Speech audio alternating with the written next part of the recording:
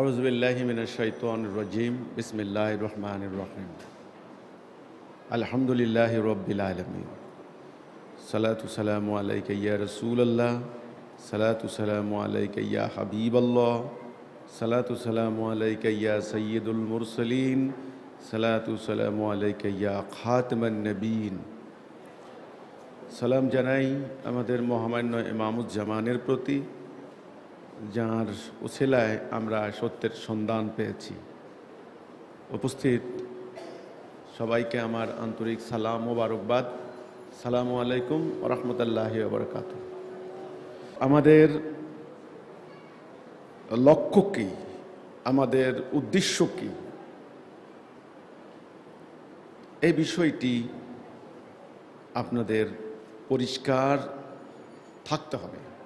ওয়াজের মাধ্যমে, মক্তবে, মাদ্রাসায়, মসজিদে বসে, রাস্তাঘাটে, হাটে, বাজারে হাজার হাজার মুখে একজোটে পরিকল্পনা করে পরিকল্পিতভাবে নামছে আমাদের বিরুদ্ধে অপপ্রচার, প্রোপাগান্ডা করছে।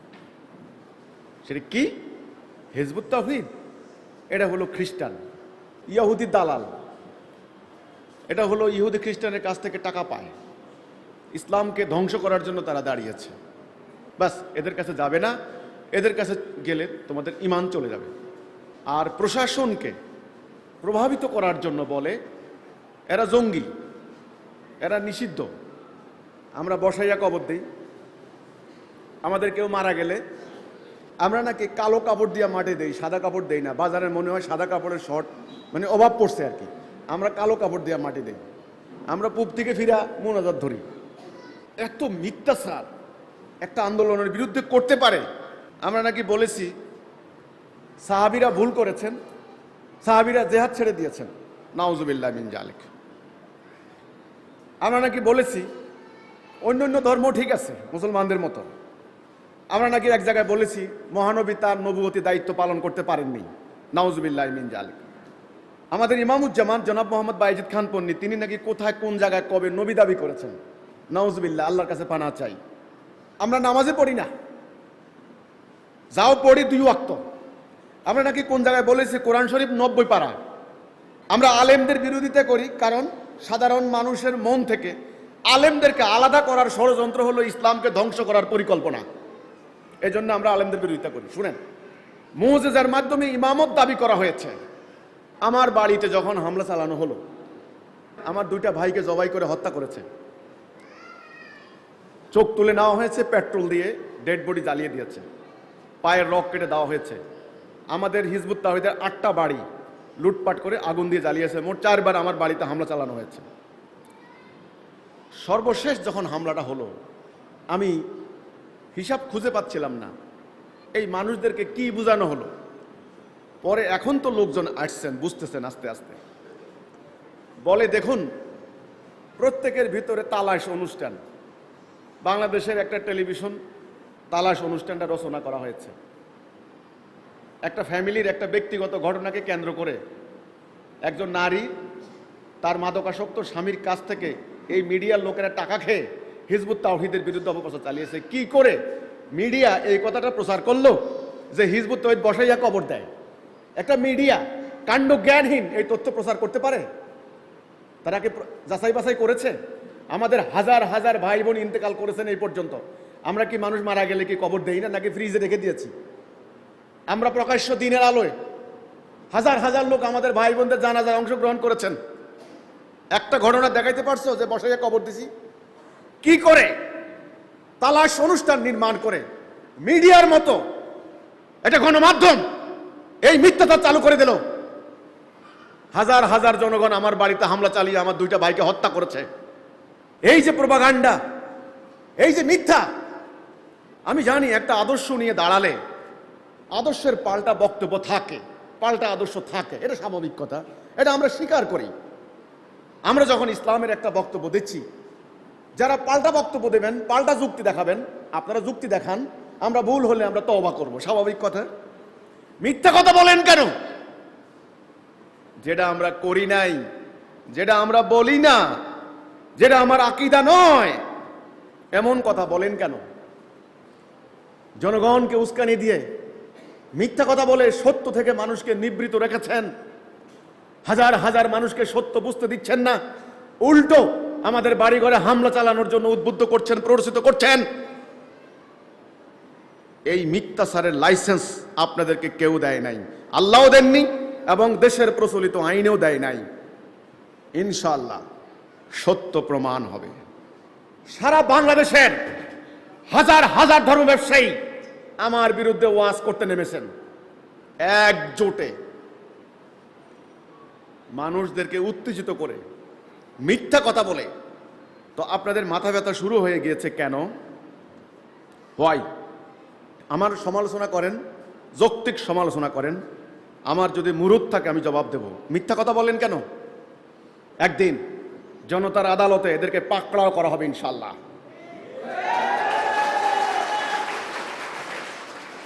কারণ আমি কি জন্য নেমেছি, কি আমার লক্ষ্য, কি আমার উদ্দেশ্য, মানুষ বুঝবে একদিন, অল্প দিনের ভিতরে ইনশাআল্লাহ।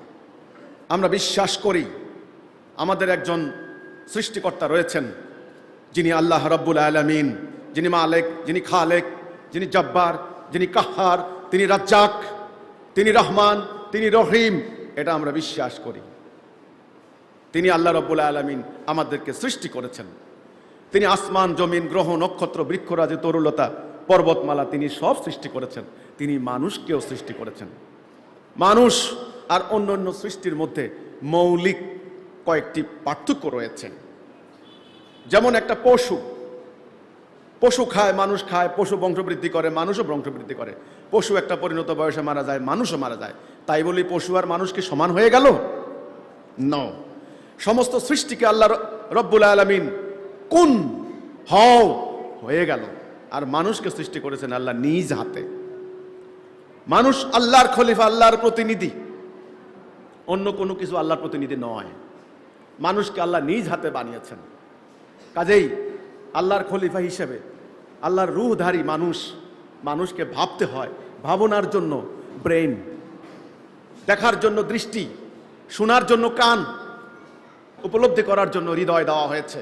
মানুষ দেখবে, শুনবে, বিচার বিশ্লেষণ করবে, উপলব্ধি করবে, তারপরে মানুষ সিদ্ধান্ত নেবে সে কোন দিকে যাবে, ডান দিকে যাবে নাকি বাম দিকে যাবে।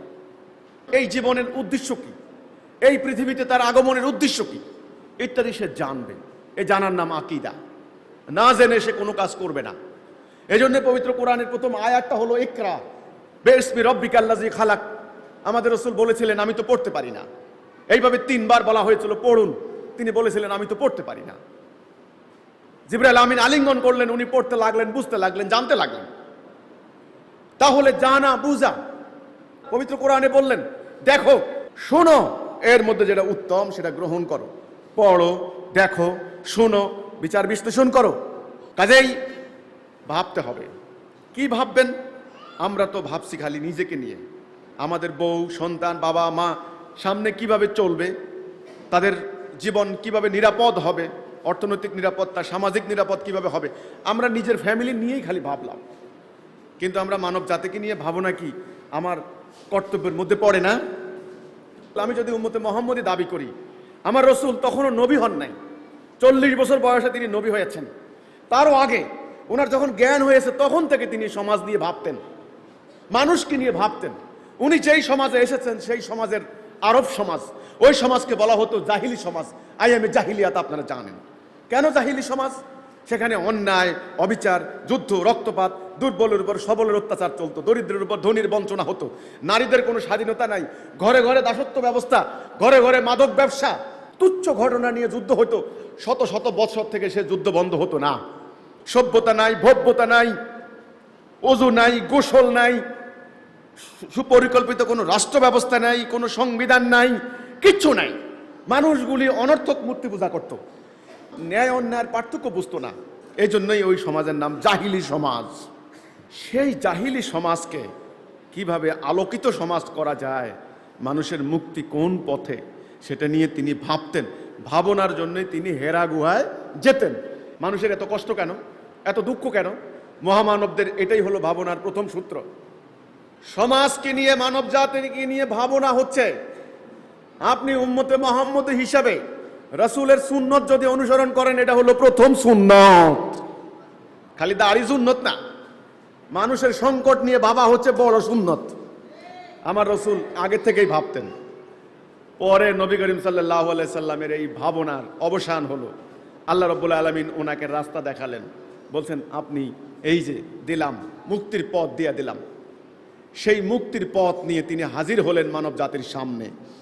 সেই পথের নাম হচ্ছে তাওহীদ, লা ইলাহা ইল্লাল্লাহ মুহাম্মাদুর রাসূলুল্লাহ। বাস আমরা এখন দেখি সমগ্র দুনিয়া একটা নরককুণ্ড।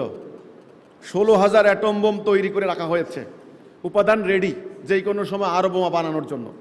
দেশে দেশে যুদ্ধ, জাতিতে জাতিতে যুদ্ধ, রক্তপাত, হামলা, প্রতিটা দেশ আক্রান্ত আজকে। সন্ত্রাস, অন্যায়, অবিচার, হানাহানি, সুদ, ঘুষ, রাহাজানি, দুর্নীতি, মাদক, সারা দুনিয়া আজকে নরকুণ্ডে পরিণত হয়েছে। এই হচ্ছে মানব জাতি। মানব জাতির এমন তো হওয়ার কথা নয়। মানব জাতিকে কে এখানে আনলো? মানুষ তো আল্লাহর খলিফা, আল্লাহর প্রতিনিধি। মানুষকে এখানে কে আনলো? এই কে আনলো, কিভাবে মানব জাতি এখানে আসলো, এ এক দীর্ঘ ইতিহাস। এটার জন্য আপনাদেরকে একটু পিছনে ফিরে যেতে হবে। এ হলো মানব জাতির কথা। এইবার হলো আমাদের হতভাগা দুর্ভাগা মুসলমান নামক জাতি। যদি আমরা নিজেদেরকে মুসলমান দাবি করি, তাহলে এইবার একটু তাকান উত্তরে আটলান্টিকের তীর, দক্ষিণে ইন্দোনেশিয়া, অর্ধ দুনিয়া, একটু তাকান মুসলমানদের দিকে। 6.5 কোটি উদ্বাস্তু মুসলমান। মিয়ানমারে ধ্বংস করে দিয়েছে 10 লক্ষ মুসলমান উদ্বাস্তু। আপনার চীন দেশে 10 লক্ষ মুসলমানদেরকে কারাগারে বন্দি রাখা হয়েছে। চীনা কমিউনিস্ট সরকার বলেছে আমরা এদেরকে সংশোধন করব, এদের মাইন্ড ফ্রেশ করব, সংশোধন। মুসলমান, তোমাদেরকে সংশোধন করানোর জন্য কারাগারে আটক রাখা হয়েছে। গিয়ে দেখো তাদের দুর্গতি। আপনি যান ইন্ডিয়াতে, আপনি যান বসনিয়াতে, 2 লক্ষ মুসলমান নারীকে 8 মাস থেকে 9 মাস সেনা ক্যাম্পে আটক রেখেছে বসনিয়ার শার্প সৈন্যরা। কোনো বিচার হয় নাই। নাম মাত্র ওই যে কসাই মিলোসেভিচের বিচার হয়েছে, মাত্র 90 বছরের জেল হয়েছে। বলা হয়েছে দ্বিতীয় বিশ্বযুদ্ধের পর ইউরোপের একমাত্র মুসলমান প্রধান দেশ বসনিয়া হার্জেগোভিনা একদম বিনাশ করে দিয়েছে। এত বড় মেসাকার, এত বড় হত্যাকাণ্ড আর হয় নাই। রুয়ান্ডার হত্যাকাণ্ড, কম্বোডিয়ার হত্যাকাণ্ড, আপনার আফ্রিকার হত্যাকাণ্ড পর্যন্ত ম্লান হয়ে গিয়েছে বসনিয়ার হত্যাকাণ্ডের সামনে। আপনি যান ফিলিস্তিনে, পাখির মতো মুসলমানদেরকে গুলি করে হত্যা করা হচ্ছে। সারা দুনিয়াতে মুসলমান লাঞ্ছিত হচ্ছে, মুসলমান অত্যাচারিত হচ্ছে, মুসলমান। আর বোমার আঘাতে এক একটা বোমার কি ধ্বংসাত্মক প্রতিক্রিয়া। ধ্বংস হয়ে গেল ইরাক, 20 লক্ষ মানুষ মাটির সঙ্গে মিশে গেল, কেউ কথা বলতে পারে নাই। আফগানিস্তান মাটির সঙ্গে মিশাই দিল, কথা বলতে পারেন নাই। সিরিয়া, একদিকে বোম মারে আমেরিকা, একদিকে বোম মারে রাশিয়া, কেউ কথা বলতে পারছেন না, প্রতিবাদ দূরের কথা। গাদ্দাফির লিবিয়া আজকে সন্ত্রাসের জনপদ। আজকে ইয়েমেন 85,000 ছোট ছোট বাচ্চা না খেয়ে মারা গেছে কিছুদিন আগে। আজকে পুরো মধ্যপ্রাচ্য সিয়া মারে সুন্নিকে, সুন্নি মারে সিয়ারে। মুসলমানদের এই অবস্থা কেন? আপনি সামগ্রিক চিন্তা করবেন। আপনি যদি সংকীর্ণ চিন্তা করেন তাহলে আপনার সঙ্গে আমার কোনো কথা নাই। মুসলমান একটা জাতি, একটা নেশন, একটা মিশন। কোরআন একটা জীবন দর্শন, জীবন ব্যবস্থা। আমার নবী মানব জীবনের পথ প্রদর্শক। কাজে আপনাকে চিন্তা করতে হবে সমগ্র ব্যাপার নিয়ে। খণ্ড খণ্ড চিন্তা করলে হবে না, সমগ্রটাই আপনার বডি। একটা নখের ভিতরে খোসা লাগলে, একটা কাটার খোসা লাগলে পর্যন্ত আপনি যন্ত্রণা ক্লিষ্ট হন না? আপনি ব্যথা পান। আর মগজের মধ্যে যদি আপনার পেরেক ঢুকে তাহলে তো আরো অবস্থা ভয়াবহ। অথচ আল্লাহ পবিত্র কোরআনে কি বললেন? কুনতুম খায়রা উম্মতি উখরিজাত লিন-নাস তা'মুরুনা বিল মা'রুফ ওয়া তানহাউনা আনিল মুনকার। তোমরাই তো সেরা জাতি। এখন মানব জাতির কষ্ট নিয়ে কি ভাববেন? কেন আপনারা ভাববেন না? আপনারা না আল্লাহর খলিফা? এই কথা কি আপনাদেরকে কেউ মনে করিয়ে দিয়েছে এ পর্যন্ত? ওই যে ক্বালা রাব্বুকা লিল মালাইকাতি ইন্নী জাইলুন ফিল আরদি খলিফা। স্মরণ করো সেই মুহূর্তের কথা যখন আল্লাহ বললেন পৃথিবীতে আমি আমার খলিফা পাঠাবো। আমি আল্লাহর খলিফা। এই পৃথিবীতে আল্লাহর খেলাফত করাই হচ্ছে আপনার মূল কর্তব্য, মূল দায়িত্ব।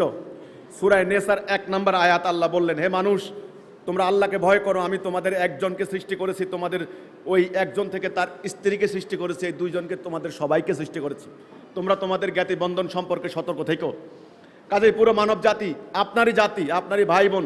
ইয়াহুদি, খ্রিস্টান, হিন্দু, বৌদ্ধ, পাহাড়ি, বাঙালি, সাদা, কালো, তামাটে, যেই পরিচয় দিন না কেন, পুরো জাতি এক জাতি, ওয়ান নেশন।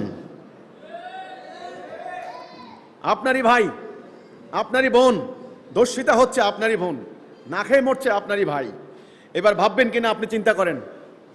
আর আপনি আল্লাহর খলিফা হিসেবে এই মানব জাতিকে উদ্ধার করা আপনার মুখ্য কর্তব্য, মুখ্য ইবাদত। ওই মুখ্য কাজ করার জন্য বাকি সব হলো আনুষঙ্গিক। দুইটি শব্দ বুঝতে হবে, একটা হলো মুখ্য, প্রধান, আর বাকি সব আনুষঙ্গিক। আজকে আমরা মুখ্য কর্তব্য ভুলে গিয়ে আনুষঙ্গিক নিয়ে ব্যস্ত হয়ে পড়েছি। আপনি নবীর উম্মত হিসাবেও আপনাকে ভাবতে হবে, আল্লাহর সৃষ্টি মানুষ হিসাবে ভাবতে হবে, আল্লাহর খলিফা হিসাবে ভাবতে হবে, এবং মোমেন হিসাবে আপনাকে ভাবতে হবে। আজকে পৃথিবীর অধিকাংশ সম্পত্তি জমা হয়েছে কিছু লোকের হাতে। আজকে পৃথিবীর কিছু লোক সমস্ত দুনিয়াকে মাস্তানি করে পরিচালিত করছে। সমস্ত দুনিয়া আজ এক শয়তানি শক্তি দাজ্জালের হাতে বন্দী। এটা বুঝতে কোনো কষ্ট হয়েছে? বাস বুঝলাম। এইবার এর থেকে মুক্তির পথ কি? এর থেকে নিস্তার লাভের উপায় কি? এর থেকে বাঁচার পথ কি? বাঁচার পথ খুঁজবেন না? জাতিসংঘ তৈরি করা হয়েছে, মানব জাতির মধ্যে শান্তি আনতে পারে নাই। আইন শৃঙ্খলা বাহিনী বানানো হচ্ছে, শান্তি আনতে পারে নাই। নতুন নতুন প্রযুক্তি আবিষ্কার করা হয়েছে, শান্তি আনতে পারে নাই। এই শান্তির প্রস্তাবনা নিয়েই হিজবুত তাওহীদ হাজির হয়েছে। হিজবুত তাওহীদ এমন প্রস্তাব দিচ্ছে, আপনি মানুষ, আপনার দেহ যেমন সত্য, আত্মাও তেমন।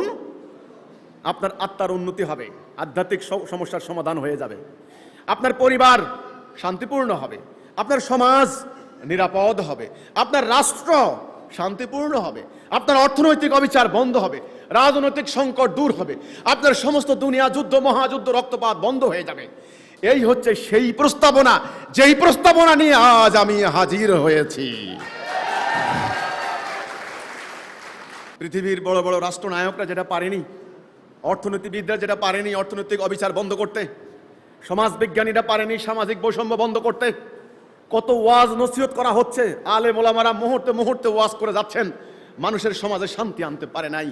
মসজিদে, মন্দিরে, গির্জায়, প্যাগোডায়, সিনাগগে প্রার্থনা করা হচ্ছে, পূজা করা হচ্ছে, মুহূর্তে মুহূর্তে মানব সমাজে শান্তি আনতে পারে নাই। আর আমি কে, কোথা থেকে আসলাম? একটা সাধারণ মানুষ দাঁড়িয়ে আজকে বলছি, হে মানুষ, তোমাদের সকল সমস্যার সমাধান নিয়ে আমি হাজির হয়েছি। কাজেই অত্যন্ত সাংঘাতিক বক্তব্য, অত্যন্ত গভীর তাৎপর্যপূর্ণ কথা।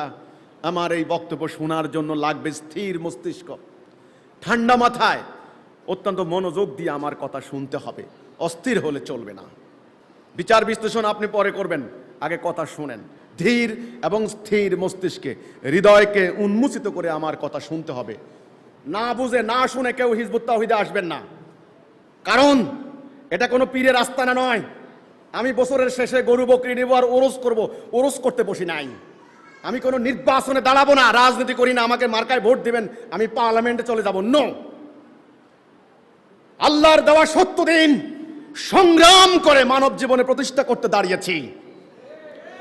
কাজেই হিজবুত তাওহীদ বুঝতে হবে, না বুঝে কেউ হিজবুত তাওহীদে আসবেন না। আগে আমার বক্তব্য শুনুন। আল্লাহ রাব্বুল আলামিন তিনি সমস্ত কিছু সৃষ্টি করলেন, তার কেন ইচ্ছা হলো তিনি খলিফা সৃষ্টি করবেন। তিনি সমস্ত মালায়েকদেরকে ডাকলেন, ডেকে বললেন, এ মালায়েকরা শোনো, পৃথিবীতে আমি আমার খলিফা বানাবো, তোমরা কি বলো? মানুষ বলেননি, বলছেন খলিফা। আলেম ওলামা বলেননি, বলছেন খলিফা। মালায়েকরা বলল, বারে ইলাহি, আপনার গুণকীর্তন করার জন্য, প্রশংসা কীর্তন করার জন্য তো আমরা যথেষ্ট নই কি? আল্লাহ বললেন, আমি জানি তোমরা জানো না।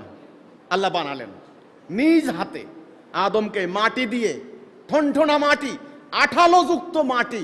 কোরআনে দুটি শব্দ ব্যবহৃত হয়েছে। আল্লাহ আদমকে বানালেন পরম মমতায় নিজ হাতে, আর সমস্ত সৃষ্টিকে বললেন কুন, হও, হয়ে গেল। মানুষকে বানালেন নিজ হাতে। নিজ হাতে বানিয়ে আদমের ভিতরে আল্লাহ রূহ ফুঁকে দিলেন। আদম হয়ে গেল আল্লাহর খলিফা, পাওয়ার অফ অ্যাটর্নি। আল্লাহর সমস্ত সিফত আদমের ভিতরে চলে আসলো অতি ক্ষুদ্র মাত্রায়। এইবার সমস্ত মালায়েকদেরকে বললেন সেজদা করো। সবাই সেজদা করলো, একটা সত্তা করলো না, সেটা হচ্ছে ইবলিস। ইবলিস সেজদা করলো না। আল্লাহ বললেন, ইবলিস এদিকে আসো, যাকে আমি নিজ হাতে বানালাম তাকে তুই সেজদা করলি না কেন? ইবলিস বলল, ও হচ্ছে মাটির তৈরি, আমি হচ্ছে আগুন। হে মানুষ, তোমরা মাটির তৈরি। আমার রসূল বলেছেন আদমকে বানানো হয়েছে মাটি থেকে, আর আমরা সবাই আদম থেকে। এই কথা মনে করিয়ে দেওয়ার অর্থ হচ্ছে তোমাদের অহংকারের কোনো জায়গা নাই। জ্ঞানের অহংকার, অর্থের অহংকার, পাওয়ারের অহংকার, সৌন্দর্যের অহংকার রাখো। আল্লাহ রাব্বুল আলামিন বারবার মনে করিয়ে দিয়েছেন তোমাদেরকে মাটি থেকে বানিয়েছি। অহংকারের কোনো জায়গা নাই। এই মাটি মানুষের পায়ের নিচে থাকে। ইবলিসকে যখন বলল, ইবলিস সেজদা করলি না কেন? ইবলিস বলল, ও হচ্ছে মাটি, আমি হচ্ছে আগুন। আল্লাহ বললেন, ও অহংকার হয়েছে তোর না, এই ওরে এখান থেকে বের করে দে। আউযু বিল্লাহি মিনাশ শাইতানির রাজিম। আমরা বলি না রাজিম মানে বহিষ্কৃত, বিতাড়িত। শয়তানের হাত থেকে আমরা পানাহ চাই। আল্লাহ রাব্বুল আলামিন ইবলিসকে বাইর করে দিলেন। ইবলিস বলে, আল্লাহ, যেই আদমের কারণে আমাকে বের করে দিলে, আমাকে অবকাশ দাও, আমি ওকে তোমার দেওয়া পথ থেকে সরাবো, আমি প্রমাণ দেব সে তোমার পথে থাকবে না।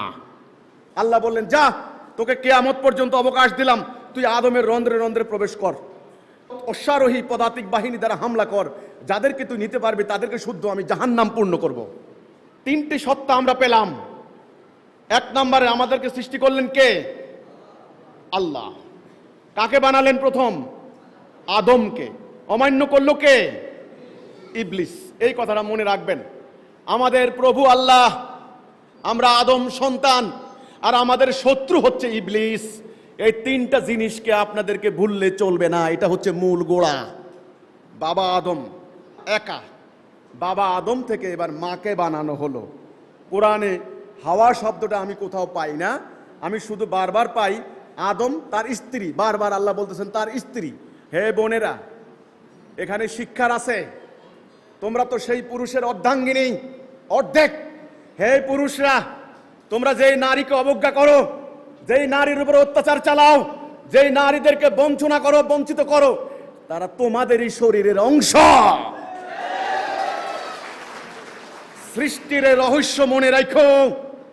তোমরা যদি সৃষ্টির এই গোড়ায় রহস্য ভুলে যাও, তবে ইবলিস তোমাদেরকে ধ্বংস করে দিবে। এটাই ইবলিসের চ্যালেঞ্জ হয়েছিল। এইবার বাবা আদম, মা হাওয়া, আমাদের বাবা মা দুইজনকে বললেন, তোমরা এই জান্নাতে থাকো, যা খুশি খাও, যেটা ইচ্ছা যাও। হাজিহি শাজারাতা ফাতাকুনা মিনাজ জালিমিন। একটা কথা খালি, ওই গাছের নিকট যাইবা না, যদি যাও তবে জালেম হয়ে যাবে। শয়তান কি করলো?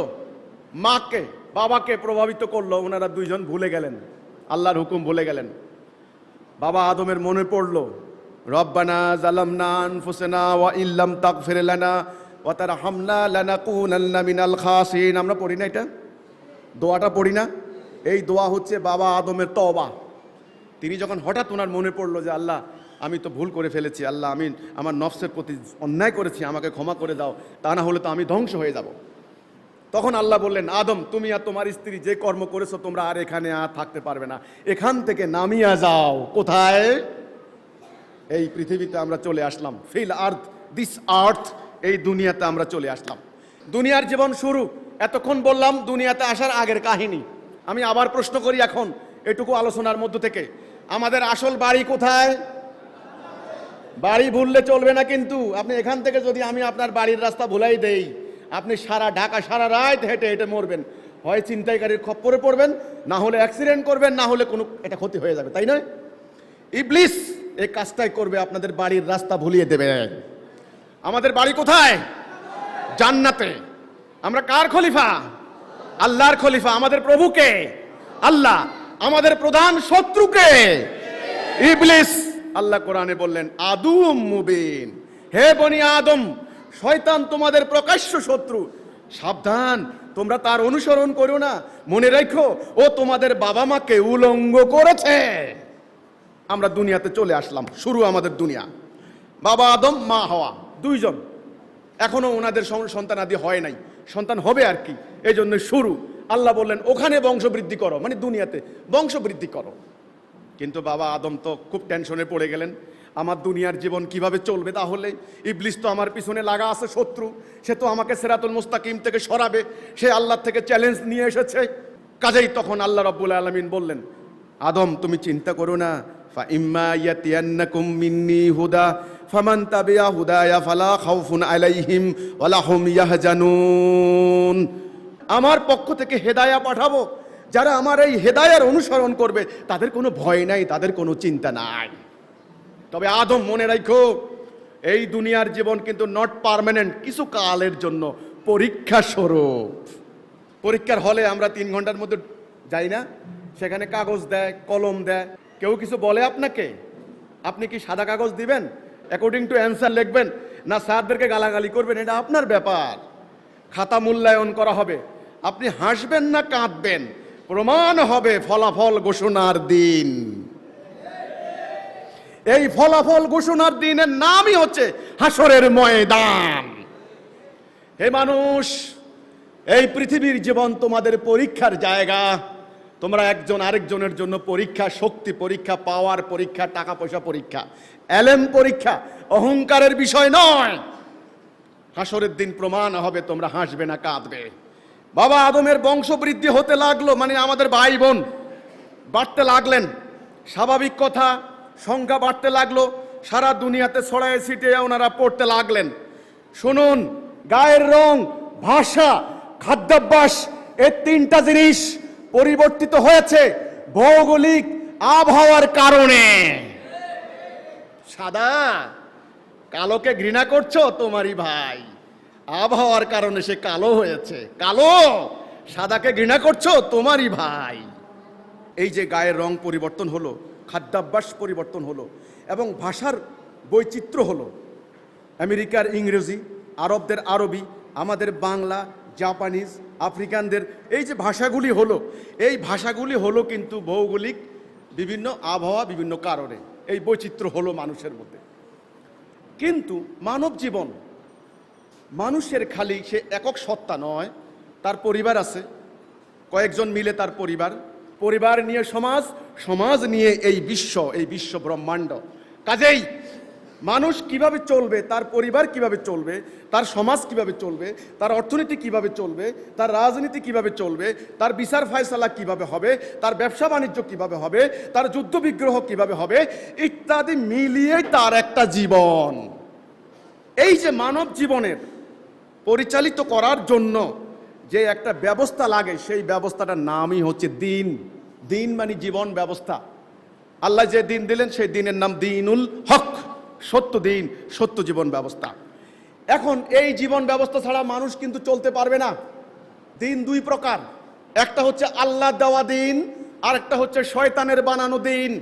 ওই যে শয়তান চ্যালেঞ্জ দিয়ে এসেছে, আল্লাহ দেওয়া দিনের বিপরীত আরেকটা দিন সে বানাবে।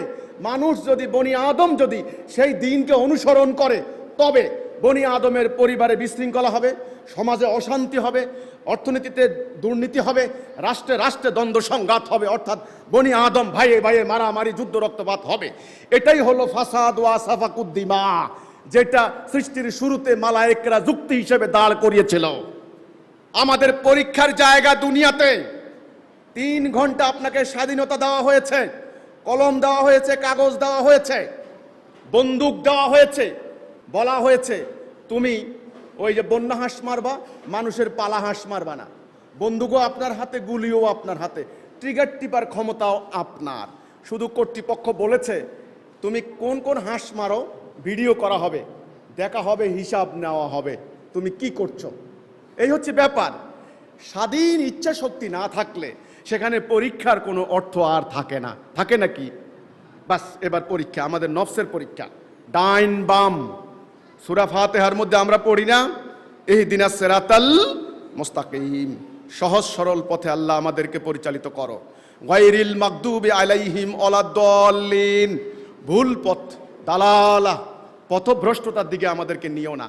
তাহলে আমাদের সামনে এখন পথ 2টা, ডাইন বাম, সিরাতুল মুস্তাকিম, দালালা, আল্লাহর হুকুম, ইবলিসের হুকুম, সত্য মিথ্যা, ন্যায় অন্যায়। আমি মধ্যখানে, আমি ডান দিকে যাব নাকি বাম দিকে যাব? যদি আমি ডান দিকে যাই তবে এর ফল আমাকে ভোগ করতে হবে, যদি বাম দিকে যাই এর পরিণতি আমাকেই ভোগ করতে হবে। আপনাদেরকে উদাহরণ দিলে বুঝবেন। এই যে কাশপুর ব্রিজের পরে আমরা যখন কুমিল্লা যাই বা ওইদিকে যাই, গাড়িটা নামার সাথে সাথে একটা সাইনবোর্ড দেখা যায়, বাম দিকে লেখা আছে সিলেট, এদিকে লেখা আছে চট্টগ্রাম। আপনি কোথায় যাবেন? আপনি থামেন, দাঁড়ান, আগে থামেন, কোথায় যাবেন? আমি বললাম এইখানে যদি সিদ্ধান্ত ভুল হয় পরিণতি ভোগ করতে হবে। কাজেই রাস্তা কিন্তু ঠিক থাকতে হবে সঠিক গন্তব্যে পৌঁছার জন্য। সাবধান, এটার নামই হেদায়া। এটার নাম কি? হেদায়া মানে হলো রাইট ডাইরেকশন, সঠিক পথ। এই সঠিক পথটা নিয়েই নবী রাসূলদের আগমন হয়েছে। এটা জানার নাম আকীদা। এটা জানার নাম কি? আকীদা। তিনটা পরিভাষা, আকীদা, ঈমান এবং আমল। আজকে আমরা আমল করছি, মসজিদ বানাচ্ছি, নামাজ পড়তেছি, হজ করতেছি, রোজা রাখছি, এটা আমল। আমলের আগে হচ্ছে ঈমান। আপনারা জানেন আকীদা ভুল হলে ঈমান ভুল, ঈমান না থাকলে আমলের কোনো মূল্য নাই, এটা আপনারা জানেন। তাহলে আকীদা কি? আকীদা হলো কম্প্রিহেন্সিভ কনসেপ্ট, সম্যক ধারণা, সামগ্রিক ধারণা, ওভারঅল আইডিয়া, জানা বুঝা, কি জন্য কেন, এটার নাম আকীদা। আমার হাতে একটা বস্তু, এটা কি? এটা চশমা, রিডিং গ্লাস, এটা দিয়ে পড়ে। এটা কি জন্য বানানো হয়েছে? পানি খাওয়ার জন্য। এটা আপনি আগে জানবেন না আগে ব্যবহার করবেন? ভালো করে জানেন, বুঝেন। আপনার সামনে কোনো খাবার নিয়ে আসলে আপনি জিজ্ঞাসা করেন এটা কি? যদি খাবারটা পরিচিত হয়, এর আগেও খেয়েছেন, দেখেছেন, তবে আপনি আর জিজ্ঞাসা করেন না, ঠিক আছে খান। আর যদি না জানেন নতুন খাবার, তখন আপনি জিজ্ঞাসা করেন এটা কি? এটা কি তিতা না মিঠা না লবণাক্ত না টক? এটা কি? এটা কি আমার জন্য হালাল না হারাম? জিজ্ঞাসা করেন না, জানেন না। এই জন্য আগে জানা। এই জানার নাম আকীদা। এই জানার নাম কি? আকীদা। এই জন্য আল্লাহ রাব্বুল আলামিন পবিত্র কোরআনের সূরা বনী ইসরাইলে পরিষ্কার বলেছেন, যেই সম্পর্কে তোমার জ্ঞান নাই তুমি এর অনুসরণ করো না, নিশ্চয়ই তোমাদেরকে প্রশ্ন করা হবে তোমার দৃষ্টিশক্তি সম্পর্কে, তোমার শ্রবণ শক্তি সম্পর্কে, তোমার হৃদয় সম্পর্কে প্রশ্ন করা হবে, কৈফিয়ত তলব করা হবে। কাজেই জানার নাম আকীদা, ওভারঅল আইডিয়া। কেন, কি জন্যে, এটা আগে জানবো, তারপরে আমল করব। তাহলে আগে আমল না আগে জানা? জানার পরে আমল করেন, জেনে বুঝে আমল করেন, সেই আমল লাভ হবে, কাজ হবে। আমি একটা উদাহরণ দেব, তাইলে বুঝবেন। এখানে কৃষিকাজ করেন, আছেন না কেউ কেউ? কোনো কৃষক মাটির নিচে বীজ বপন যখন করে, জেনে বুঝে করে না? না জেনে না বুঝে কেউ মাটির নিচে বীজ বপন করে? ঠিক আমলটা তেমনি।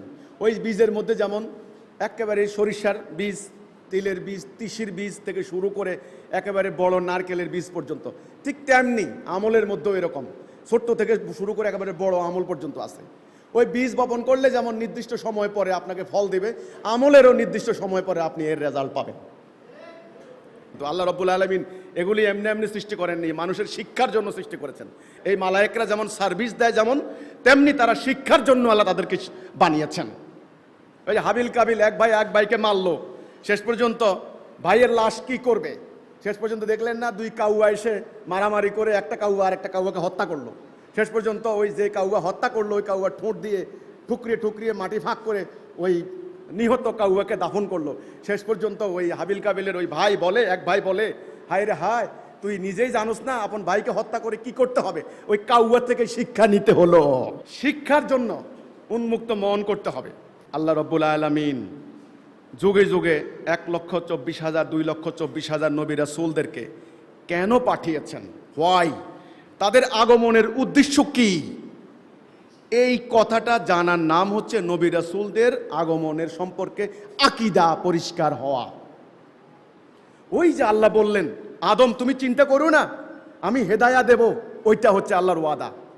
নবীরা এসে বনি আদমের সামনে দাঁড়িয়ে বলতো, এই বনি আদম, তোমরা বাম দিকে যাইও না, ডান দিকে যাও। বাম দিকে জাহান্নাম, ডান দিকে জান্নাত। বাম দিকে গেলে কাফের, ডান দিকে গেলে মোমেন। সিরাতুল মুস্তাকিমে হাঁটো, আল্লাহ তাওহীদের দিকে আসো। এই আহ্বানটাই ওনারা করতেন। তখন আল্লাহ বলছেন, তোমরা কারো উপরে জোর জবরদস্তি করো না, কারো আমলের ব্যাপারে তোমাদেরকে জিজ্ঞাসা করা হবে না। এবং আল্লাহ বলতেন, তোমরা বলে দাও আমরা যে তোমাদেরকে ডাকতেছি এটার দিকে, হেদায়ার দিকে, ডান দিকে, এটার কোনো বিনিময়ে লাগে না, কোনো টাকা পয়সা আমাদেরকে দিও না, আমরা আল্লাহর কাছ থেকে এর বিনিময়ে পাবো।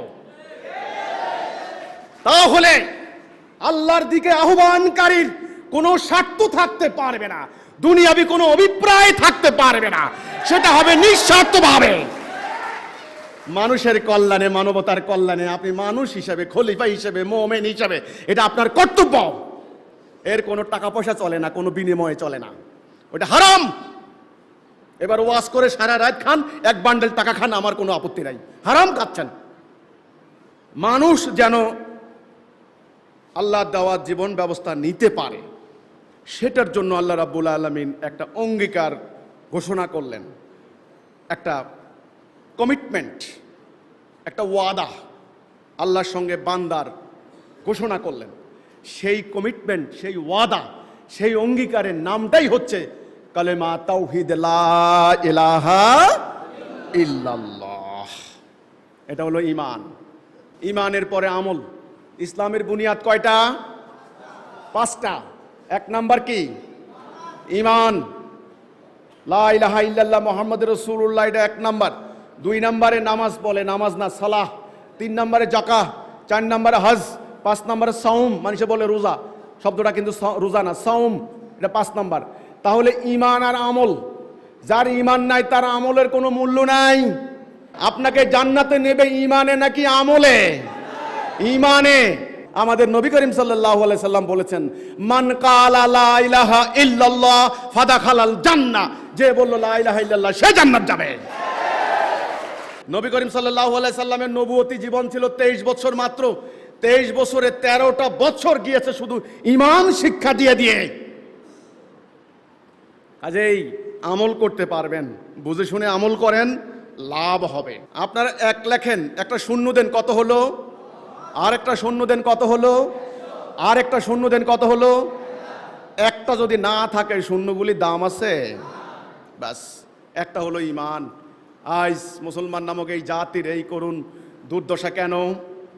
আমাদের কি নামাজের অভাব? আমাদের কি রোজার অভাব? আমাদের কি হজের অভাব? লক্ষ লক্ষ লোক হজ করতে যান, লক্ষ লক্ষ মসজিদ, মুফাসসির, মুহাদ্দিস, আল্লামা, শায়েখ, পীর, পীরের মুরিদ, ঘরে ঘরে কোরআন তেলাওয়াত করা হচ্ছে, হেফজ করা হচ্ছে, হাফেজে কোরআন। 150 কোটি আমরা আজকে সারা দুনিয়াতে মার খাই। পৃথিবীর 1 ইঞ্চি মাটি নাই যেখানে আল্লাহর হুকুমত চলে।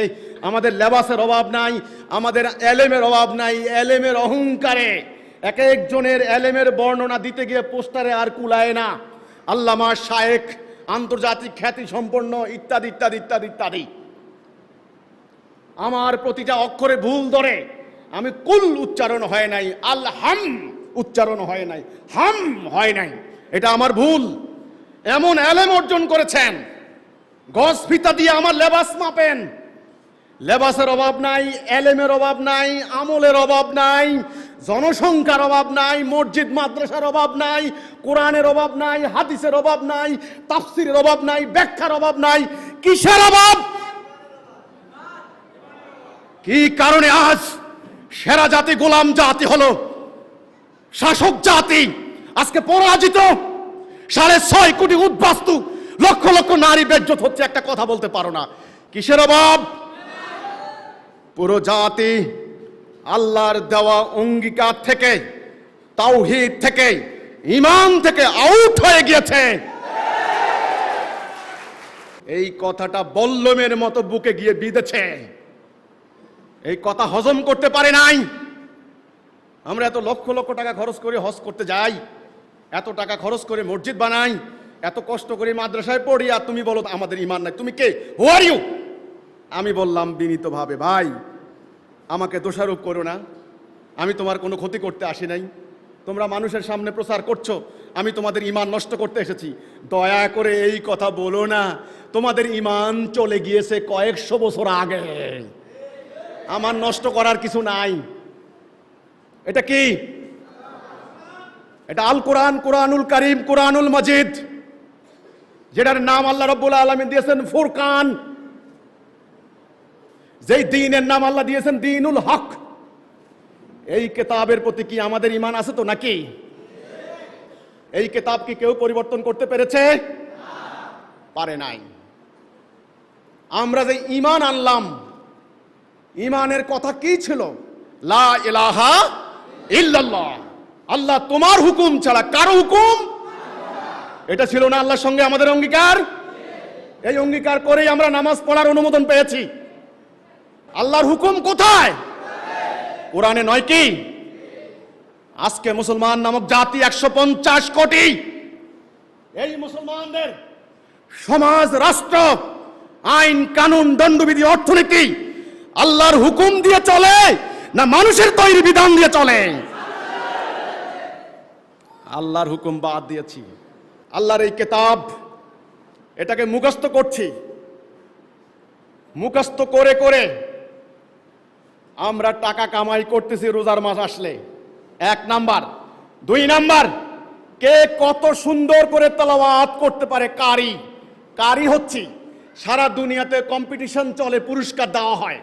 কাতারে, দুবাইয়ে, সৌদি আরবে, বাংলাদেশে, মালয়েশিয়ায়, সারা দুনিয়াতে কেরাত প্রতিযোগিতা হয়। কত সুললিত কণ্ঠ, তাফসীর করা হচ্ছে, প্রতিটা লাইন ব্যাখ্যা। দুনিয়া ভর্তি হয়ে গেছে তাফসীর গ্রন্থ, তাফসীরে জালালাইন, তাফসীরে কুরতুবী, তাফসীরে মুফতি শফি, তাফসীরে এই, তাফসীরে ওই, হাজার হাজার তাফসীর। ব্যাখ্যা হচ্ছে, তাফসীর হচ্ছে, অনুবাদ করা হচ্ছে, মুখস্থ করা হচ্ছে, কেরাত করা হচ্ছে। কিন্তু যে উদ্দেশ্যে কোরআন নাযিল হয়েছে সেই উদ্দেশ্য বাস্তবায়ন করা হচ্ছে না। এই ঘড়িকে কি জন্য বানানো হয়েছে? এই ঘড়ি মুছে মুছে আপনি কি পানি খাবেন? সময় যদি না দেয় এই ঘড়িটাকে আপনি ফেলে দিবেন না? ফেলে দিবেন। এটা দিয়ে কি জন্য বানানো হয়েছে আপনি দেখবেন। যদি আপনি দেখতে না পারেন এটাকে রাখবেন, চোখে রাখবেন, ফেলে দিবেন না। এটা জানার নাম আকীদা। আল্লাহর হুকুম সমূহের সমষ্টি, আল্লাহ দিনুল হক, আল্লাহ রসুলের উপরে জিবরাইল আমিনের মাধ্যমে 23টা বছর জিন্দেগিতে ধীরে ধীরে এই কোরআন রসুলের উপর নাযিল হয়েছে। এই কোরআনের বিধানকে মানব জীবনে প্রতিষ্ঠা করার জন্য আমার রসুল পেটে পাথর বেঁধেছেন, লড়াই করেছেন, শত্রুর আঘাতে আঘাতে জর্জরিত হয়েছেন। সেই আল্লাহর হুকুমকে মুসলমান নামক জাতি প্রত্যাখ্যান করে দিয়ে কোরআন এখন মুখস্থ করে ওয়াজ করে টাকা কামাই করে খাচ্ছে। মানুষ দরজা খুলে ঘুমোতে পারে না, একটা মেয়ে মানুষ রাস্তায় হাঁটতে পারে না, 10টা টাকা নিয়ে চলতে পারে না। এটা কি মুসলমানের সমাজ? কিন্তু আল্লাহর এই কিতাব নাযিল হয়েছিল মানুষ যেন দরজা খুলে ঘুমাতে পারে, গোত্রে গোত্রে হানাহানি যেন বন্ধ হয়ে যায়, ভাইয়ে ভাইয়ে দ্বন্দ্ব যেন নির্মূল হয়ে যায়, ধনী দরিদ্রের ব্যবধান যেন গুছিয়ে যায়, দুর্বলের উপর সবলের অত্যাচার যেন বন্ধ হয়ে যায়, শাসিতের উপর শাসকের জুলুম যেন বন্ধ হয়ে যায়। একা একটা মেয়ে মানুষ গায়ে স্বর্ণ অলংকার পরিহিত অবস্থায় শত শত মাইল হেঁটে যাবে, কোনো ভয় থাকবে না। এমন একটি সমাজ নির্মাণের জন্য, এমন একটি সমাজ প্রতিষ্ঠা করার জন্য আল্লাহর পক্ষ থেকে এই কিতাব নাযিল হয়েছিল।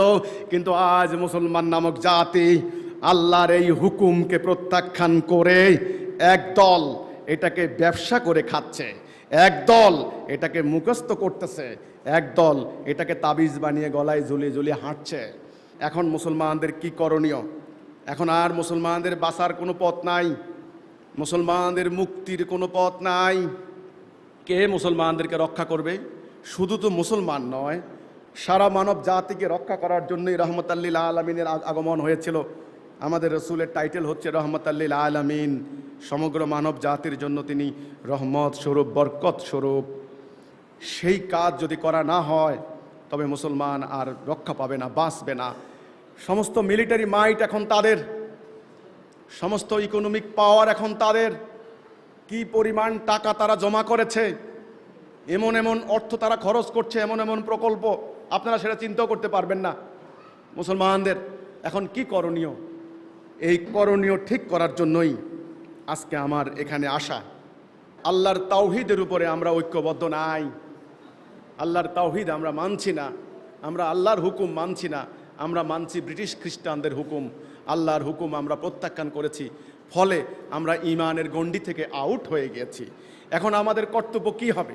এখন আমাদের কর্তব্য হবে হাত এখানে বাঁধবো না এখানে বাঁধবো, দোয়াল্লিন হবে না জোয়াল্লিন হবে, তারাবির নামাজের 8 রাকাত না 20 রাকাত, কেয়াম হবে না ব্যাকেয়াম হবে, ইত্যাদি নিয়ে আমাদের মারামারি করা উচিত না কলেমা তাওহীদের উপরে ঐক্যবদ্ধ হওয়া উচিত?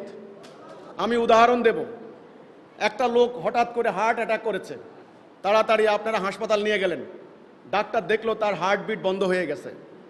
কিন্তু লোকটার কানে শুনে না, দাঁত পড়ে গেছে, চামড়ার উপরে চর্মরোগ হয়েছে। এখন ডাক্তার তাকে কি করবে আপনারা বলুন? আগে কি হার্টবিট চালু করবে, না কানের চিকিৎসা করবে, না চোখের চিকিৎসা করবে? কোনটা করবে? হার্টবিট চালু করবে, আপ্রাণ চেষ্টা করবে, অক্সিজেন দেবে, তাকে প্রেস করবে তার বুকের মধ্যে, অনেক চেষ্টা করবে। এখন আধুনিক চিকিৎসা বিদ্যায় অনেক কিছু হয়েছে। কাজেই আজকে মুসলমান নামক এই জাতি, ইসলামের কলিজা, ইসলামের হার্ট হচ্ছে আল্লাহর তাওহীদ। আজকে মুসলমান 150 কোটি, ইন্দোনেশিয়া থেকে আটলান্টিকের তীর পর্যন্ত, হাফ অফ দ্য ওয়ার্ল্ড মরা লাশের মতো পড়ে আছে। যার পায়ের কাছে আছে সেই আমাদেরকে লাথি মারে। আমাদের কথা বলার হিম্মত নাই, আমাদের প্রতিবাদ করার কোনো ভাষা নাই। আমরা মরা লাশের মতো কেন হয়ে গেলাম? আমাদের কিসের অভাব? আমাদের এই ঈমান নাই, তাওহীদের মধ্যে আমরা নাই। হিজবুত তাওহীদের এই অতি সাধারণ খেটে খাওয়া ভাই বোনদেরকে নিয়ে আমরা নেমেছি এই জাতিটাকে আবারও আল্লাহর তাওহীদের উপরে ঐক্যবদ্ধ করার জন্য। আমাদের এই কাজকে প্রশংসা দূরে থাক, সাহায্য সহযোগিতা দূরে থাক, পদে পদে বাধা সৃষ্টি করা হচ্ছে, আমাদের ভুল খোঁজা হচ্ছে, আমাদের কোন জায়গায় লেবাসের ঘাটতি, আমাদের উচ্চারণের ঘাটতি, আমাদের কথার মধ্যে সমস্যা, এই হচ্ছে ওই হচ্ছে, ইত্যাদি ইত্যাদি ইত্যাদি। আমার মতো হাজার হাজার লক্ষ লক্ষ যুবক ইসলাম বিরোধী নাস্তিকতার দিকে পা বাড়িয়েছে। তোমরা কি করতে পেরেছো? আল্লাহ রসুলকে গালাগালি করে তোমরা কি করতে পেরেছো? আমার মতো হাজার হাজার যুবক সেকুলার আন্দোলন করে, কোনোভাবেই যেন ইসলাম জাতীয় জীবনে প্রতিষ্ঠা না হয় তারা সেই চেষ্টা করে। আমার মতো হাজার হাজার যুবক বামপন্থী আন্দোলন করে। আমি আল্লাহর তাওহীদ নিয়ে দাঁড়িয়েছি, আল্লাহর কিতাব প্রতিষ্ঠা করার জন্য দাঁড়িয়েছি। তোমরা আমাকে একটু সহযোগিতা করলে না, একটু আশীর্বাদ করলে না, একটু ধন্যবাদ দিলে না? তোমাদের এই হিংসা কেন? তোমাদের এই ঈর্ষা কেন? তোমাদের এই অহংকার কেন? আমি কি তোমার ঘরের ভাতের প্লেট নিয়ে এসেছি? আমি মানব জাতির ইতিহাসে এখন এই বর্তমান কালের সবচাইতে বড় ঝুঁকিপূর্ণ কাজে আমি নেমেছি। এই কাজে মুরগি পোলাও পাওয়া যায় না, এই কাজে শুধু মায়ের গালি, পাথর, কাটার আঘাত। আমার ভাইদেরকে জবাই করা হয়েছে, আমার বাড়িতে হামলা চালানো হয়েছে, আগুন দেওয়া হয়েছে। আমি জীবনের ঝুঁকি নিয়ে নেমেছি এই সত্য প্রতিষ্ঠার জন্য। তোমরা সহযোগিতা দূরের কথা, ধন্যবাদ দূরের কথা, আশীর্বাদ দূরের কথা, তোমরা আমাকে গালাগালি তো করছো না, কেবল মিথ্যা কথা বলে সাধারণ মানুষকে আমার বিরুদ্ধে উস্কাই দিচ্ছ। আমি নাকি খ্রিস্টান। তো তোমাদেরকে কে ঐক্যবদ্ধ করবে? কে? তোমরা হইতে পারবে ঐক্যবদ্ধ? হও না। তবলিগের জামাত 100 বছর থেকে দেখলাম এক প্লেটে ভাত খায়, সেই তবলিগ এখন 2 টুকরা হয়েছে। এই যে শুনলাম কালকে থেকে শুরু হবে এক পক্ষ, কয়েকদিন পরে শুরু হবে আরেক পক্ষ। এটাকে ইসলামের শিক্ষা? সত্য কথা বলতে হবে। আমার রাসূল আরবের ওই শত্রুকে ভাই বানালেন। ইসলাম, কোরআন, আল্লাহর তাওহীদ, ঈমান। ঈমান হচ্ছে এমন একটা রশি যেটা আল্লাহ কোরআনে বললেন, ওয়াতাসিমু বিহাবলিল্লাহি জামিয়া ওয়ালা তাফাররাকু। তোমরা আল্লাহর রশি দিয়ে নিজেকে বাঁধো, বাঁধো, আলাদা হইও না, ফারাক হইও না, আলাদা হইও না। 100টা তসবির দানা একত্রিত করে কিসে? সুতা। সুতা কেটে দিলে কি হবে? তসবিগুলি ছড়ায় ছিটিয়ে পড়বে না। আল্লাহ রসুল এই মানব জাতিকে তাওহীদের সুতা দিয়ে ঐক্যবদ্ধ করলেন, করে তিনি আল্লাহর কাছে চলে গেলেন। দায়িত্ব দিয়ে গেলেন সাহাবীদেরকে, উম্মাকে। বললেন, অপরাপর মানুষকে তোমরা এইভাবে আল্লাহর দ্বীনের মধ্যে ঐক্যবদ্ধ করো। বলেনি তিনি? সাহাবীরা বাড়িঘর ত্যাগ করে, স্ত্রী পুত্রের মায়া ত্যাগ করে, এটা ইতিহাস পড়লে আপনারা জানবেন কি করেছেন রাসূলুল্লাহ, কি করেছেন সাহাবীরা। আজকে 1300 বছর হয়ে গেল এই ইসলাম কি করে আসলো। এক জাতি, আমরা কয় জাতি? আল্লাহ কয়জন? রাসূল কয়জন? কিতাব কয়টা? তা আমাদেরকে আজকে এত টুকরা, হাজার হাজার ভাগ হলো, কোন ভাগ সঠিক? এক টুকরা কাগজ দেন এখানে। এই এক পাতা কাগজ কি জন্য বানানো হয়েছে? বানানো হয়েছে যেন আপনি লিখতে পারেন, নাকি? এক পাতা কাগজ সুন্দর করে আপনি লিখবেন, শেষ, লেখার উদ্দেশ্য হাসিল হয়ে গেল। কাগজটা যদি আপনি মধ্যখানে 2 টুকরা করেন, লেখার সম্ভাব্যতা কমে গেল, আরো কমলো, আরো কমলো। আরো কমলো। এইভাবে আপনি টুকরা করেন। টুকরা করার পরে আপনারা বলুন, এই একটা টুকরা দিয়ে আপনি কি লক্ষ্য হাসিল করতে পারবেন? এই টুকরার কোনো লক্ষ্য থাকে আর উদ্দেশ্য থাকে? আর এটা হলো ওই এক পাতা কাগজের একটা টুকরা মাত্র। এখন হয়েছে কি, এই টুকরা বলে ভাগ ভাগ হয়ে গেছে। শুনেন, ভাগ হয়ে বলে কি, আমি ঠিক মুসলমান, তুই কাফের। বলে আরে না, আমি ঠিক, তুই কাফের। এখন এই দুই টুকরাকে বলতে হবে, তোরা কেউই ঠিক না, তোরা হইছস ওই একটা পূর্ণাঙ্গ কাগজের একটা টুকরা মাত্র। তোদেরকে দিয়ে আল্লাহ রসুলের অভিপ্রায় পূর্ণ হবে না। ওয়াজের কত ডিজাইন দেখলাম, উর্দু, ফার্সি কিতাব, কবিতা, গান, সাংঘাতিক সুর করে করে। কারণ গলাকে ধারানো হয়েছে ওই যে শিল্পী, কণ্ঠশিল্পীদের মতো গলা ধারানো হয়েছে। সুন্দর কণ্ঠ, আমার কোনো আপত্তি নাই, আমি প্রশংসা করি ওই কণ্ঠের। গানের যখন টান দেয়, ফার্সি আর হলো উর্দু গান, গানের সাথে সাথে মানুষ অজ্ঞান হয়ে যায়। এইবার লাফালাফি শুরু করে দেয়, একজনের গায়ের উপরে 50 জন, সামিয়ানার উপরে বান্দরের মতো লাফায়, গাছের মধ্যে লাফাইতে আছে। এটা কি? এটা কোন ধরনের জিকির?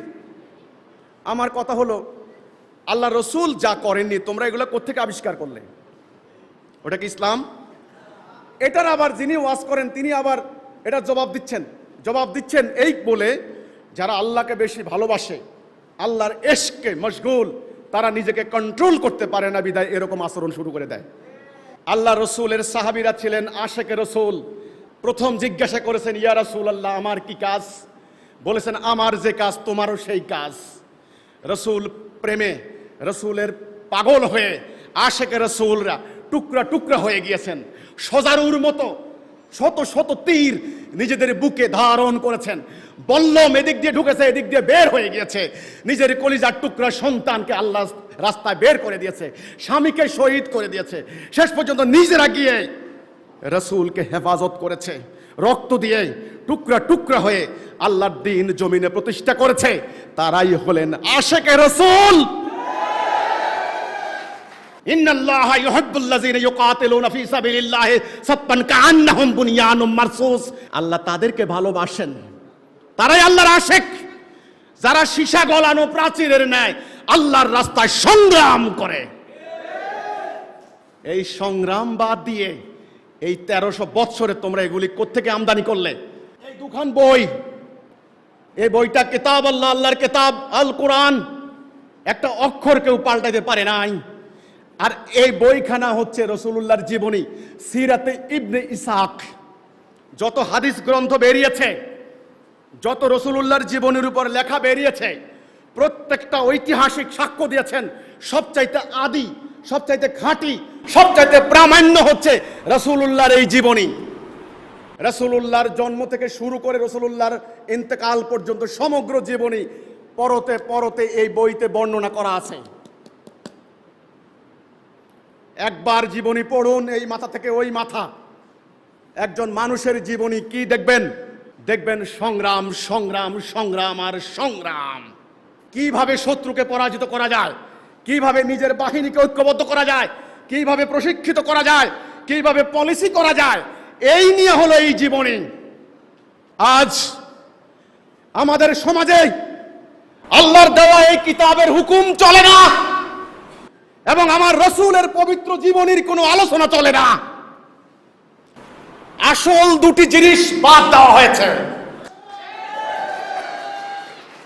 বাদ দিয়ে 1300 বছর ধরে একটা ডুপ্লিকেট, একটা মেকি, একটা খোলস ইসলাম দাঁড় করিয়েছে, যেটা আল্লাহ রসুলের ইসলাম নয়। আল্লাহ রসুলের ইসলাম দুনিয়া বিজয় করেছে, আর তোমাদের ইসলাম পরাজিত হয়েছ।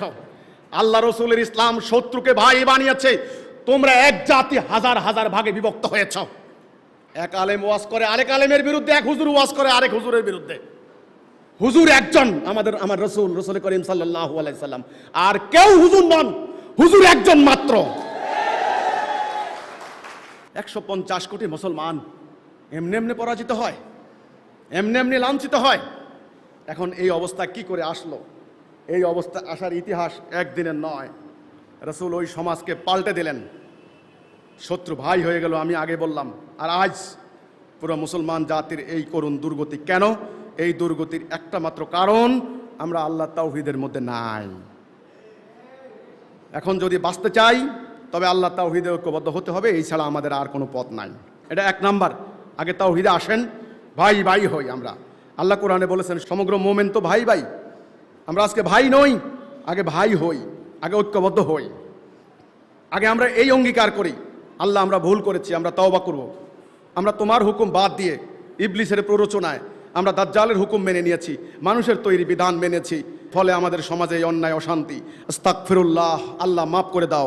আমরা এখন থেকে অঙ্গীকার করলাম তোমার হুকুম ছাড়া কারো হুকুম মানব না। লা ইলাহা ইল্লাল্লাহ মুহাম্মাদুর রাসূলুল্লাহ। বাস, আগে আমরা এক জাতি হই। কি হই? এক জাতি। আমাদের হুকুম চলবে কার? তবে আমরা মুসলমান। ব্রিটিশ খ্রিস্টানের হুকুম মানে নিয়ে মুসলমান দাবি করো, লজ্জা করে না? মুসলমান জাতির ইমাম কয়জন? একজন। জাতি হবে কয়টা? পুরো জাতির লক্ষ্য কি, উদ্দেশ্য কি? সমগ্র দুনিয়াতে আল্লাহর দেওয়া জীবন ব্যবস্থা প্রতিষ্ঠা করা। দুনিয়ার ওই প্রান্তে যদি কোনো মানুষ নিপীড়িত হয়, নির্যাতিত হয়, সেই নির্যাতিত নিপীড়িতের আর্তনাদ শোনার সঙ্গে সঙ্গে উম্মতে মুহাম্মদী ছুটে যাবে আল্লাহর বিধান নিয়ে, দুর্বলের উপরে সবলের অত্যাচার বন্ধ করবে। এটাই হচ্ছে ইবাদত। এই কর্তব্য বাদ দিয়ে, এই আকীদা বাদ দিয়ে বসে বসে সুবহানাল্লাহ সুবহানাল্লাহ সুবহানাল্লাহ। আমাকে তোমরা দেখাও ইবনে ইসাক রাসূলুল্লাহর পুরো জীবনী একটা জায়গায় যদি দেখাইতে পারো রাসূলুল্লাহর কোন সাহাবীদের হাতে তাসবিহ দানা ছিল, প্রত্যেকটা সাহাবীর কোমরে তলোয়ার, ঘরে ভাত নাই কিন্তু তলোয়ার খান আছে মজবুত। ওটা সুন্নত নয়? ওই তলোয়ার খানা ফেলাই দিয়া তাসবিহ দানা ধরাই দিছে। মুসলমান, তোদের একটা মাটিও বাঁচাইতে পারবি না, একটা নারীর ইজ্জত বাঁচাইতে পারবি না, আমি বলে রাখলাম। আমার রাসূলকে বলেন নাই আন্নাল জান্নাতা তাহতা ফি জিলালিস সুয়ুব, তলোয়ারের ছায়ার নিচে জান্নাত বলেন নাই? তোমরা বানাইছো স্বামীর পায়ের নিচে জান্নাত। রাসূলের ওই হাদিস খান বাদ দিয়া তলোয়ারের জায়গায় স্বামী বসাই দিছো। 1000 বছর ওয়াজ করা হয়েছে, মেয়ে মানুষ বাইর হবে না, মেয়ে মানুষের চোখ দেখা যাবে না, নাক দেখা যাবে না, মুখ দেখা যাবে না, মেয়ে মানুষের বুড়ু প্লাক করা যাবে না, ইত্যাদি ইত্যাদি ইত্যাদি। খালি ওয়াজের টেন্ডেন্সি, প্রবণতা হলো এই, কোনো না কোনো ভাবে ইনিয়ে বিনিয়ে যেন মেয়েরা ঘরের থেকে বের না হয়। কিন্তু আমার রাসূল আরবের ওই নারীদেরকে যোদ্ধা বানালেন, রোমান পারস্যদের বিরুদ্ধে জিহাদের ময়দানে পরিচালিত করে দিয়ে আল্লাহর 70 দিন প্রতিষ্ঠা করেছেন। একটা নারী বেজ্জত হয় নাই। আর তোমরা ওয়াজ করে করে কি করেছো? 1000 বছর ধরে এই লক্ষ লক্ষ নারীকে বাক্সবন্দি করেছো, ফলে নারীরা বেজ্জত হয়েছে, জাতি পরাজিত হয়েছে। সেরা জাতি কি করে গোলাম জাতি হয়? এই প্রশ্ন কি তোমাদের মনে আসে না কখনো? আমাকে প্রশ্ন করে।